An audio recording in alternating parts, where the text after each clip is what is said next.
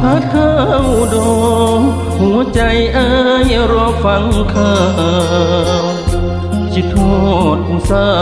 วที่เคยเว้ากันปีก่อนว่าสิคืนหน้าทุกคราเมื่อยามปลาคอนแต่พอเจ้าจรปลาคอนบ่เห็นคำเพลง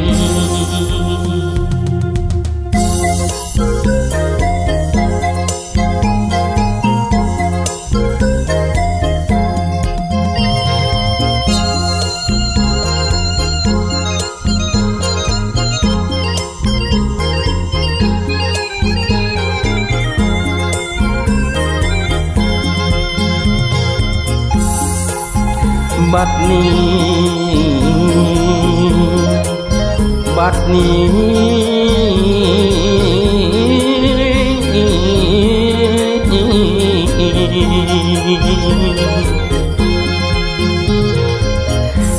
อยากขอก้าวกำทวนความจำจักกันหน่อยฝากผู้สาวสำน้อยผู้หายจอยตั้งแต่นั้น